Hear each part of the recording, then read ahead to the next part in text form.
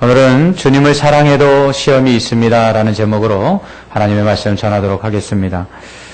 역사상 위대한 업적을 남긴 사람들은 보통 극한 고통을 만났을 때 오히려 삶의 풍성한 열매를 맺었습니다. 베토벤은 청각을 이룬 후에 유명한 엘리제를 위하여라는 곡을 작곡했으며 또한 베토벤 교향곡 9번 합창 교향곡을 작곡했습니다. 존 버녀는 얼음장 같은 감옥 속에서 기독교 최고의 역작 중 하나인 철로 역정을 집필했습니다. 파스테르는 반신불수 상태에서 질병에 대한 면역체를 개발했습니다. 에디슨은 청각 장애자였으나 축음기를 발명했고, 밀턴은 시각장애인이었으나 영국 최고의 시인으로 칭송받고 있습니다. 프랭클린 루즈벨트는 지체장애인이었으나 미국의 대통령이 됐습니다. 역사는 고통과 시련에 용감하게 맞선 사람들에 의해 새로 쓰여집니다. 태풍이 몰아치면 닭은 자신의 날개 속에 머리를 파묻고 잔뜩 움츠리지만 독수리는 오히려 날개를 활짝 펴고 바람을 타고 유유히 더 높이 비상합니다. 바이킹은 북풍에 시달릴 때에 더 큰 배를 만들었습니다. 위인들은 인생의 위기에서 큰 업적을 남겼습니다. 이순신 장군은 명량해전에서 단 12척의 배를 가지고 133척의 왜군을 막아냅니다. 인생에 시련이 없는 사람은 없습니다. 누구나 한 번쯤은 인생의 고비를 맞거나 위기를 처하게 됩니다. 자신의 능력과 지혜의 한계를 경험할 때가 옵니다. 자신의 연약함으로 인해 스스로 무너질 때가 오게 됩니다. 이러한 인생의 시련 앞에서 사람들은 종종 세 가지의 모습을 보이게 됩니다. 첫째는 시련 앞에 좌절하고 낙심하여 주저앉는 사람입니다. 이런 사람들의 특징은 자신의 시련을 남의 탓으로 돌립니다. 흔히 부모를 잘못 만나서, 돈이 없어서, 기회가 주어지지 않아서, 운이 없어서, 남들이 도와주지 않아서 이런 시련과 고통이 있다고 그들은 생각합니다. 이렇게 시련의 이유를 자신이 아닌 타인이나 외적인 요인 때문에 라고 생각하며 핑계를 대는 사람들은 쉽게 시련에서 벗어날 수 없습니다. 왜냐하면 타인이나 외적인 상황들이 변화되기만을 기다릴 뿐 자신이 시련을 극복하기 위해서 노력하지 않기 때문입니다. 마치 감나무 밑에 누워서 바람이 세게 불거나 누군가 감나무를 흔들어 감이 떨어지기를 기다리는 사람과 같습니다. 그들은 자신이 감을 먹지 못하는 이유가 자신 때문임을 인정하려 하지 않습니다. 감나무를 흔들든지 돌을 던지든지 막대기로 감을 따든지 해야 할 텐데 그렇게 하지 않으면서 오히려 바람이 불지 않는다고, 다른 사람이 감을 떨어뜨려 주지 않는다고 하면서 그때까지 기다릴 뿐 원망과 불평 속에서 신세의 한탄만을 하게 됩니다. 결국 이런 사람들은 하나님까지도 원망하게 됩니다. 욥이 하루아침에 모든 재산과 자녀를 잃어버리고 그 몸마저 심한 종기가 나서 질그릇 조각으로 버벅 긁고 있을 때 욥의 아내가 그에게 이렇게 말합니다. 차라리 하나님을 욕하고 죽으라. 성도들 가운데도 많은 사람들이 인생의 고난과 또 시련이 또 시험이 닥쳐올 때 하나님을 원망하는 사람들이 있습니다. 그러나 누군가는 이렇게 말했습니다. 세상에서 가장 어리석은 사람은 시련을 신의 저주로 여기고 움츠리는 사람이다. 시련을 당할 때 그것을 스스로 극복하기 위해 노력하지 않고 타인이나 외적인 상황들, 나아가 하나님을 원망하는 사람은 가장 어리석은 사람입니다. 그렇다면 우리는 이 시련 가운데 어떻게 해야 될까요? 시련을 당할 때 보이는 두 번째 모습은 인내하며 당당히 이겨내는 것입니다. 12절에서 야고보는 시험을 참는 자는 복이 있다 말합니다. 시험을 참는 자, 시련을 견디어낸 자, 이러한 사람들에게는 주께서 약속하신 생명의 면류관을 주신다고 말씀합니다. 12절에서 우리가 주목해야 할 부분은 주께서 자기를 사랑하는 자들에게 약속하신 생명의 면류관을 얻기 위해서 시험을 참고 견뎌야 한다는 내용입니다. 주님께서 자기를 사랑하는 자들에게 약속하신 생명의 면류관을 주는 데 있어서 조건이 있습니다. 그것은 주님을 사랑하는 자들이 약속하신 생명의 면류관을 받기 위해서는 시험을 견뎌야 한다는 것입니다. 이 말씀은 주님을 사랑하는 자들에게도 시험과 시련이 있다는 것입니다. 대신 주님을 사랑하는 자들이 시험과 시련을 견뎌내면 주님께서 생명의 면류관을 주시겠다고 약속하셨다는 것이죠. 그러므로 주님을 사랑하는 자들에게도 시험이 있습니다. 시련이 있습니다. 그것도 여러 가지 시험이 있습니다. 베드로는 이러한 여러 가지 시험을 당할 때 이상히 여기지 말라고 말합니다. 그렇다면 우리는 시험과 시련이 닥쳐오면 그냥 당연한 것으로 그냥 받아들여야 될까요? 아닙니다. 시험과 시련이 우리에게 올 때 그것을 당연한 것으로 받아들이라는 것은, 이상하게 여기지 말라는 것은 우리가 그냥 맹목적으로 그 시련과 시련을 당하라는 것이 아니라 그 가운데 있는 하나님의 뜻을 발견하라는 것입니다. 그렇다면 주님은 주님을 사랑하시는 자들에게 왜 시험을 당하게 하시고 시련을 주시는 것일까요? 13절은 이렇게 말씀합니다. 사람이 시험을 받을 때 내가 하나님께 시험을 받는다 하지 말라. 야고보는 하나님은 우리를 시험하지 않는다고 말합니다. 그는 하나님은 친히 아무도 시험하지 않으신다라고 말합니다. 그렇다면 주님을 사랑하는 자들을 누가 시험한다는 것입니까? 그것은 악입니다. 악은 사탄입니다. 시험은 사탄이 하는 것입니다. 그렇다면 이런 시험과 시련의 이유가 무엇입니까? 사탄이 왜 주님을 사랑하는 자들을 시험하고 시련을 주는 것일까요? 그것은 주님을 사랑하는 자도 시험을 당한다는 말 속에 그 답이 있습니다. 즉, 우리가 주님을 얼마나 사랑하는지를 알기 위해서 시험과 시련을 당하는 것입니다. 결국 시험과 시련을 통해서 우리는 주님에 대한 우리의 사랑을 증명해야 합니다. 욥의 고난과 시험을 한번 보십시오. 그는 동방에서 제일 큰 부자였습니다. 또한 그는 의인이었습니다. 그런 그를 사탄이 시험합니다. 그에게서 모든 재산을 빼앗고요. 그의 자녀들을 한날 한시에 다 데려가고요. 그리고 그의 건강마저도 빼앗아갑니다. 사탄은 욥이 하나님을 경외하고 그리고 의롭게 사는 이유가 그가 가진 재산과 그가 가진 건강 때문이라고 생각했습니다. 그러나 그 모든 것을 빼앗았어도 그럼에도 불구하고 욥은 사탄의 시험을 견뎌내고 믿음을 지킵니다. 그러므로 우리도 욥처럼 사탄이 우리가 주님을 얼마나 사랑하는지를 시험할 때 우리가 주님을 진정으로 사랑한다는 것을 어떠한 시련 속에서도 증명해 보여야 합니다. 주님에 대한 사랑은 시험과 시련을 통해 더 뜨거워져야 합니다. 그것이 바로 사탄이 우리를 시험하도록 하나님께서 잠시 동안 허락하신 이유입니다. 베드로전서 5장 10절에서 베드로는 이렇게 말합니다. 모든 은혜의 하나님 곧 그리스도 안에서 너희를 부르사 자기의 영원한 영광에 들어가게 하신 이가 잠깐 고난을 당한 너희를 친히 온전하게 하시며 굳건하게 하시며 강하게 하시며 더를 견고하게 하시리라. 아멘. 우리가 당하는 고난은 잠깐 동안 당하는 것입니다. 고난에도 유통기한이 있습니다. 영원한 고난은 없습니다. 영원한 시험과 시련은 없습니다. 여러분이 지금까지 인생을 살아오면서 여러분이 태어날 때부터 지금까지 계속되는 고난이 있습니까? 여러분, 우리가 생각해 볼 때 10년을 넘는 고난도 많지 않을 것입니다. 이처럼 우리가 당하는 모든 고난과 시험, 시련은 잠깐 동안 있는 것이며 이것을 통해서 하나님께서는 우리가 더욱더 그 믿음이 온전해지고 강해지며 흔들리지 않고 그 터가 견고해지기를 원하십니다. 이것이 친히 우리를 시험하지 않으시면서 악에게 주님을 사랑하는 자들을 잠시 동안 시험하도록 허락하시는 하나님의 뜻입니다. 그런데 만약 우리가 이러한 시험과 시련을 인내함으로 견뎌내지 못하고 그리고 믿음이 연약해져서 결국 쓰러지고 넘어진다면 하나님에 대한 우리의 사랑이 식거나 주님에 대한 믿음을 버리게 된다면 어떻게 될까요? 그렇게 되면 시험과 시련을 당할 때 나타나는 세 번째 모습을 보이게 됩니다. 그것은 시험과 시련을 벗어나기 위해 죄와 타협하는 것이죠.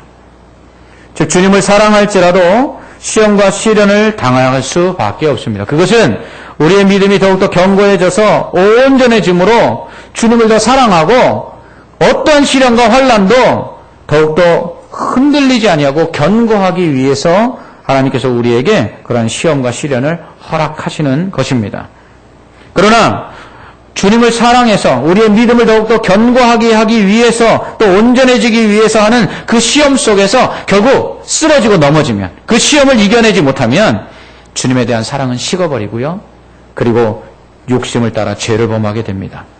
야고보는 우리가 시험을 받을 때 하나님께 시험을 받는다고 생각지 말라고 하면서 14절에서 오직 각 사람이 시험을 받는 것은 자기 욕심에 끌려 미혹됨이다 라고 말합니다. 결국 시험에 빠져 시련을 견디지 못하게 되면 욕심대로 살게 되면서 사탄의 유혹에 넘어가게 됩니다. 그로 인해서 죄를 짓게 되지요. 15절은 욕심이 잉태한 즉 죄를 낳고 죄가 장성한 즉 사망을 낳는다라고 말씀합니다. 인간 안에는 육체의 소욕이 있습니다. 이거 정욕인데요. 이것이 바로 욕심입니다. 그러므로 욕심은 바로 죄성을 가진 인간의 욕망, 그것을 의미하는 것입니다. 아담이 범죄한 후 인간은 육체의 소욕을 따라 본성대로 욕심을 따라 죄를 범하면서 살게 됩니다. 노아 시대 때 홍수 심판 전 하나님은 죄악으로 가득 찬 세상을 보면서 인간을 지은 것을 한탄하십니다. 후회하시죠. 그로 인해서 인간들에게서 하나님의 영을 거두어 가십니다. 창세기 6장 3절에 보면 여호와께서 이르시되 나의 영이 영원히 사람과 함께하지 아니하리니 이는 그들이 육신이 됨이라 라고 말씀합니다. 이로 인해서 원죄를 가지고 태어나는 모든 인간들은 그 안에 죄에 대한 욕망, 정욕, 육신의 욕심대로 죄를 범하면서 살 수밖에 없게 되어버렸습니다. 로마서 8장 5절로 8절에서 바울은 이렇게 말합니다. 육신을 따르는 자는 육신의 일을, 영을 따르는 자는 영의 일을 생각하나니 육신의 생각은 사망이요 영의 생각은 생명과 평안이니라. 육신의 생각은 하나님과 원수가 되나니 이는 하나님의 법에 굴복하지 아니할 뿐 아니라 할 수도 없음이라. 육신에 있는 자들은 하나님을 기쁘시게 할 수 없느니라. 아멘. 이렇게 육체의 소욕을 따라 하나님을 기쁘시게 할 수 없을 뿐만 아니라 하나님과 원수가 되어서 하나님의 심판 아래 놓여 멸망받을 수밖에 없는 죄인들을 하나님께서는 사랑하셔서 구원하시기 위해 예수님을 십자가에 못 박으셨습니다. 그 예수님께서 우리의 죄를 대신 지시고 십자가에서 죽으심으로 그 보혈의 공로로 우리의 죄가 다 깨끗이 씻음을 받았습니다. 이렇게 예수를 믿고 죄사함을 받은 자들에게 하나님은 성령을 주십니다. 그래서 구원받은 자들 안에는 성령이 내주하십니다. 바울은 로마서 8장 9절에서 이렇게 말합니다. 만일 너희 속에 하나님의 영이 거하시면 너희가 육신에 있지 아니하고 영에 있나니 누구든지 그리스도의 영이 없으면 그리스도의 사람이 아니라. 아멘. 예수 그리스도를 믿는 자들은 성령을 선물로 받습니다. 그 성령은 우리 안에 내주하시면서 역사하여 육체의 소욕을 따르지 아니하고 정욕대로 욕심대로 살지 않도록, 그래서 죄와 싸우도록 우리를 돕습니다. 이때 우리는 성령의 소욕을 따라 육체의 소욕을 제어하고 죄의 유혹과 시험을 이기고 의를 행해야 합니다. 이것이 하나님을 기쁘시게 하는 것이죠. 히브리서 11장 6절은 믿음이 없이는 하나님을 기쁘시게 할 수 없다 이렇게 말씀합니다. 왜 믿음이 없으면 하나님을 기쁘시게 할 수 없을까요?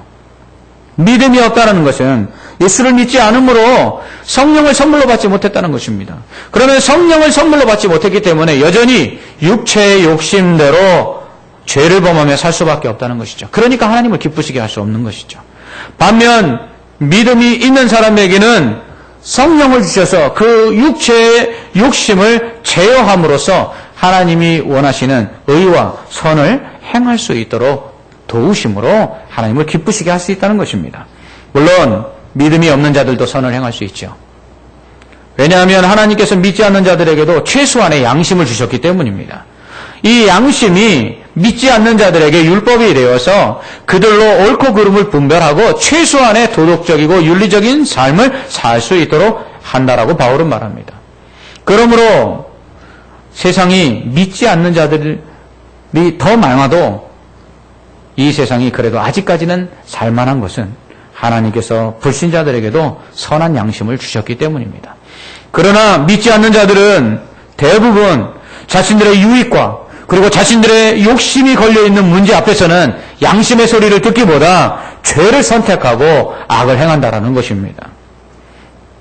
얼마 전 장관이 경질이 되었죠.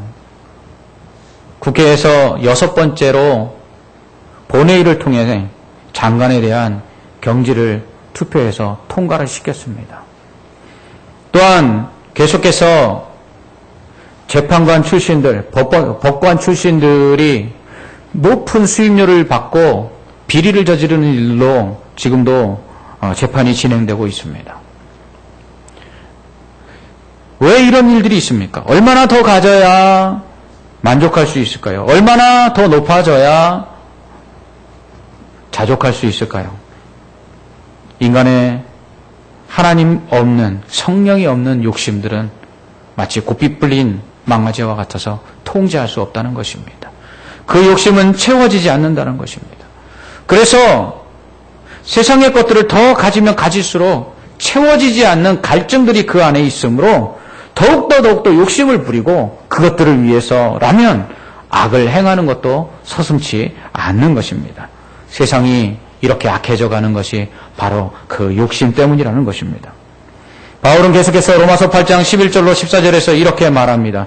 예수를 죽은 자 가운데서 살리신 이의 영이 너희 안에 거하시면 그리스도 예수를 죽은 자 가운데서 살리신 이가 너희 안에 거하시는 그의 영으로 말미암아 너희 죽을 몸도 살리시리라. 그러므로 형제들아 우리가 빚진 자로 돼 육신에 져서 육신대로 살 것이 아니니라. 너희가 육신대로 살면 반드시 죽을 것이로되 영으로서 몸의 행실을 죽이면 살리니 무릇 하나님의 영으로 인도함을 받는 사람은 곧 하나님의 아들이라. 아멘. 그러므로 우리는 성령의 인도하심을 따라서 이 육체의 욕심을 제어하고 선을 행해야 합니다. 또한 바울은 로마서 6장 12절로 13절에서 이렇게 말합니다.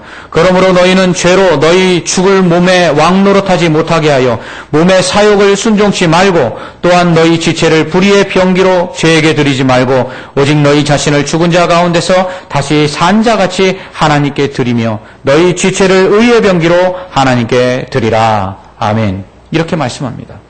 그러므로 우리는 우리의 그 욕심을 제어하기 위해서 성령 충만을 받아야 합니다. 성령이 충만하여서 성령의 그 소욕이, 성령의 그 원하심이 우리의 육체의 소욕, 우리의 육체의 욕심, 우리의 육체의 정욕이 원하는 것들을 제어하여 하나님이 원하시고 하나님이 기뻐하시는 의와 선을 행할 수 있어야 합니다. 만약 그렇지 않으면 성령이 우리 안에 충만하지 아니하여 육체의 소욕을 제어하지 못하면 우리는 욕심대로 죄악 가운데 빠져 썩어져가는 구습을 쫓는 옛 사람의 모습, 예수 믿지 않는 그 이전의 모습으로 다시 돌아갈 수밖에 없다라는 것입니다. 그러므로 사탄의 시험과 시련을 이겨내기 위해서 죄의 유혹에서 벗어나기 위해서는 성령 충만을 받아야 합니다. 성령 충만 받는 방법은 오직 말씀과 기도밖에 없어요. 말씀을 읽고 듣고 그것을 날마다 묵상할 때에 그 살아계신 하나님의 말씀이 우리 안에서 우리의 양심을 통해서 우리가 행해야 될 바가 무엇인지 우리가 가야 될 의의 길이 무엇인지를 가르쳐 주시고 인도하실 뿐만 아니라 그 말씀이 우리가 죄악을 행할 때 우리의 심령 깊은 곳까지 다 쪼개어서 하나님 앞에 다 드러내므로 우리가 죄인 된 것을 깨닫게 하시고 고백하여 회개에 이르게 함으로 다시 선을 행할 수 있는 은혜를 받게 하시기 때문입니다. 그러므로 우리는 성령의 충만함을 받아야 합니다. 또한 기도를 통해서 성령의 충만함을 받아야 합니다. 우리가 연약한 것을 고백하고 성령의 도우심을 구해야 합니다. 그럴 때 성령께서 우리 안에 내주하셔서 우리의 연약한 육체를 강하게 하시고 우리의 육체의 욕심대로 살려고 하는 우리의 무뎌진 양심들을 다시금 하나님의 말씀 앞에 순종하며 나아가 하나님을 기쁘시게 할 수 있도록 변화시켜 주시는 것입니다. 이것이 바로 성화입니다. 성령의 역사함이 없으면 우리는 거룩해질 수가 없는 것입니다. 또한 욕심을 이기고 죄를 범하지 않음으로 사탄의 시험을 이기려면 성령 충만할 뿐만 아니라 감사가 있어야 합니다.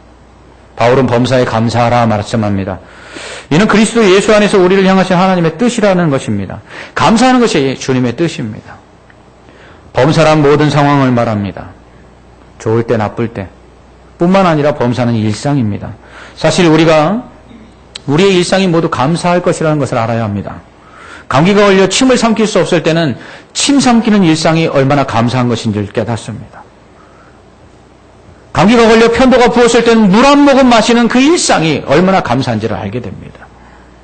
배탈이 나서 아무것도 먹을 수 없을 때는 우리의 먹고 마시고 소화시키는 이 일상적인 것들이 얼마나 감사한지를 알게 되죠. 그러나 감사가 없을 때 우리 안에 만족이 사라지게 됩니다. 그러면 언제나 더 욕심을 부리게 되고 그 틈을 타서 사단은 더욱더 우리에게 욕심대로 살도록 우리를 미혹합니다. 감사하지 않는 자들은 만족함이 없기 때문에 악한 방법과 불법을 통해서라도 그 욕심을 채우고자 노력하게 됩니다. 이것이 바로 욕심이 잉태한 즉 죄를 낳는다는 말씀의 의미입니다. 사탄의 시험은 언제나 감사하지 않고 만족하지 못하며 불평할 때에 우리를 찾아옵니다. 뿐만 아니라 감사를 잃어버리고 불평과 불만 속에 있을 때 우리는 사탄의 시험에 넘어가게 됩니다. 그러므로 사탄의 시험을 이기고 죄의 유혹에 넘어가지 않으려면 우리는 감사해야 합니다. 감사하는 마음에는 사탄이 들어올 틈이 없지요. 만족하는 자는 모든 것을 견디고 모든 것을 이기고 모든 것을 행할 수 있습니다. 빌립보서 4장 11절에서 13절로 바울은 내가 궁핍함으로 말하는 것이 아니라 어떤 형편에든지 내가 자족하기를 배웠노니 내가 비천에 처할 줄도 알고 풍부에 처할 줄도 알아 모든 일에 배부르며 배고픔과 풍부와 궁핍에도 일체의 비결을 배우노라. 내게 능력 주시는 자 안에서 내가 모든 것을 할 수 있느니라. 아멘. 이렇게 고백합니다. 감사하는 자, 모든 것에 만족하는 사람, 이런 사람에게는 모든 것을 견딜 수 있는 힘이 있습니다. 그러므로 사탄이 그를 시험할 틈이 없는 것이죠. 또한 육체의 욕심을 따라 사탄의 시험에 넘어가지 않으려면 주께서 주실 것에 대한 믿음이 있어야 합니다. 16절에서 야고보는 내 사랑하는 형제들아 속지 말라라고 말합니다. 무엇에 속지 말라는 것입니까? 세상이 우리에게 필요한 것들을 준다는 말에 속지 말라는 것입니다. 세상의 것이 우리에게 만족을 준다는 말에 속지 말라는 것입니다. 우리가 노력하고 열심으로 세상의 것을 가지면 그 안에 참된 만족이 있다는 말에 속지 말라는 것입니다. 17절에서 야고보는 이렇게 말합니다. 온갖 좋은 은사와 온전한 선물이 다 위로부터 빛들의 아버지께로부터 내려오나니 라고 말합니다. 우리에게 필요한 모든 것, 좋은 것, 이것은 하나님께서 선물로 우리에게 주시는 것입니다. 우리의 먹고 마시고 입는 것, 이거 하나님이 주시는 것입니다. 세상이 우리에게 주는 것이 아닙니다. 세상이 우리가 원하는 것을 주는 것처럼 생각되면 우리는 세상으로 점점 나가서 우리가 원하는 것들을 위해서 세상을 사랑하게 됩니다. 그러나 예수님은 무엇을 먹을까 무엇을 입을까 염려하지 말라고 말씀하십니다. 그 이유는 공중의 새가 수고하지 않아도 먹고 드레핀 백합화가 솔로몬의 입은 옷보다 더 아름답고 화려하지만 그것을 위해서 길쌈수고하지 않지만 하나님께서 그들로 먹이시고 그들로 입히시기 때문이라고 말합니다. 이러한 드레핀 꽃보다 하늘을 나는 새보다 공중의 새보다 우리가 더 귀한데 하나님께서 먹이시고 입히시지 않겠느냐 하시면서 너희가 무엇을 먹을까 무엇을 입을까 염려하지 말라고 말합니다. 아예 이런 것들은 기도하지 말라고 합니다. 그건 이방인들이나 구하는 것이라고 예수님은 말씀하십니다. 이처럼 하나님께서 우리에게 필요한 것들을 공급해 주시고 하나님으로부터 모든 것이 온다라는 것을 알 때 우리는 세상을 사랑하지 않게 되고 욕심을 부리지 않으며 하나님께서 필요하시면 얼마든지 채워주시기에 하나님만 바라보고 만족하며 감사하며 모든 것을 견딜 수 있죠. 그럴 때 사탄이 우리를 어떻게 시험할 수 있겠습니까? 그러므로 우리가 해야 할 일은 무엇입니까? 무엇을 먹을까? 무엇을 입을까? 우리의 욕심을 위하여 염려하고 걱정하는 것이 아니라 주님을 더 사랑하는 것입니다. 욕심을 따라 사탄이 우리를 시험하고 시련을 주는 이유는 무엇이라고 했습니까? 주님을 얼마나 사랑하는지를 알기 위해서라고 말씀드렸습니다. 그러므로 우리가 시험과 시련을 당할 때 주님에 대한 사랑을 확실하게 보여주면 우리의 모든 시험과 시련은 다 떠나가는 것입니다. 욥이 시련과 시험 속에서도 하나님에 대한 사랑을 흔들리지 아니하고 그 믿음 가운데 보여줬을 때 사탄이 떠나가고 하나님께서 그에게 복을 주셨습니다. 또한 사탄의 시험에 넘어가지 않으려면 성령 충만받아야 합니다. 말씀과 기도로 무장해야 합니다. 항상 강조하지만 이 말씀을 읽고 듣고 기도하는 일에 열심을 내는 일에 성도들이 등한히 하는 경우들을 보게 됩니다. 성령이 충만해야 합니다. 이럴 때 우리는 육체의 소욕을 이기고 선한 양심을 따라 의와 거룩을 행함으로 하나님을 기쁘시게 할 수 있습니다. 깨끗한 곳에는 악한 벌레가 생기지 않는 것처럼 성령 충만하여 거룩하신 심령 속에 죄가 들어올 틈이 없는 것입니다. 그러므로 성령 충만하여 선한 양심을 회복하고 의와 거룩한 길로 행하여 하나님을 기쁘시게 하여 하나님께 복을 받는 성도들 되시기를 주님의 이름으로 축원합니다. 또한 범사에 감사해야 합니다. 일상에 감사하십시오. 작은 것에 감사하십시오. 작은 것에 감사하는 자가 큰 것에 감사할 수 있습니다. 큰 것에 감사할 수 있는 자는 작은 것에 감사하지 못하더라고요. 큰 것을 주셔야지만 감사하고 작은 것은 원망하고 불평하고 그것이 감사할 것인지 잘 모르더라고요. 모든 것이 은혜이며 감사할 것임을 알고 범사에 일상에 감사하십시오. 지금 내가 감사할 수 없는 상황입니까? 그러나 그것도 감사할 것임을 우리는 알아야 합니다. 어떤 사람이 그런 얘기를 하더라고요. 너무 힘든 직장, 언제 이 직장을 그만둘까 하는 사람들에게 그래도 그만둘 직장이 있음을 감사해라. 아, 정말 남편 때문에 아내 때문에 살기 힘들다. 정말 이제 그만둬야 하나 생각하는 사람들아, 그래도 내 옆에 함께할 아내와 남편이 있음에 감사하라. 무자식이 상팔자라는데 자식만 없으면 내가 좀 더 편하지 않을까 생각하는 사람들아, 그 자식이 없어서 지금도 눈물을 흘리는 사람들이 있음을 생각하고 감사하라. 우리의 일상은 감사할 것들로 넘쳐나고 있습니다. 그런데 그것을 감사하지 못하고 불평하고 원망할 때 사단은 그 틈을 타서 하나님까지도 원망하게 만들고 더 나아가서 우리로 아무것도 하지 아니하고 오직 욕심을 따라 죄악 가운데 거하도록 우리를 넘어뜨리는 것입니다. 그러므로 무엇보다도 모든 것이 하나님으로부터 온다는 사실을 기억해야 합니다. 속지 마시기 바랍니다. 우리의 만족과 내가 원하는 것은 세상에 있는 것이 아닙니다. 세상이 주는 것이 아닙니다. 말씀드린 것처럼 세상의 것들은 우리에게 만족을 주지 못하기 때문에 우리가 세상의 것을 가지면 가질수록 우리 안에 그 세상의 것에 대한 목마름들이 생겨나서 더 욕심을 부리게 되고 더 채우려고 하다가 우리는 죄악을 범하고 악을 범하고 그리고 부정한 방법과 악한 방법을 통해서라도 우리의 만족을 얻으려고 욕심을 부리다가 결국 죄악 가운데 멸망하고 마는 것입니다. 하지만 우리의 필요한 모든 것은 세상이 주는 것이 아니라 하나님께서 주시는 것입니다. 가장 좋은 것으로 주십니다. 가장 좋은 때에 주십니다. 필요한 것들을 넉넉하게 주심으로 나눌 수 있도록 주십니다. 그러므로 하나님께서 우리가 원하는 모든 것 주심을 기억하고 하나님께 기도하고 욕심대로 세상의 것들을 구하지 않을 때 우리는 사탄의 시험과 시련을 조금 덜 받게 되고 쉽게 이겨낼 수 있을 것입니다. 히브리서 11장 25절은 이렇게 말씀합니다. 도리어 하나님의 백성과 함께 고난받기를 잠시 죄악의 낙을 누리는 것보다 더 좋아하고 세상에 많은 사람들이 죄를 범하여 그 욕심을 채우고 잘 먹고 잘 사는 것들을 부러워하기보다 하나님의 백성으로 하나님을 기쁘시게 하기 위하여 고난 가운데서도 의를 행하고 선을 행하는 것을 죄악의 낙을 누리는 것보다 더 좋아하라고 당부하고 있습니다. 주님을 사랑하는 자들에게도 시험은 있습니다. 우리가 주님을 얼마나 사랑하시는지 주님은 사탄을 통해 잠시 우리에게 시험과 고통을 통해서 테스트하십니다. 이때 우리의 믿음이 흔들리지 아니하고 우리의 욕심에게 져서 악에 빠져 죄를 범해서는 안 될 것입니다. 이 욕심을 이겨내고 시험과 시련을 극복해내야 합니다. 그러기 위해서 성령 충만 받으십시오. 말씀과 기도에 집중하십시오.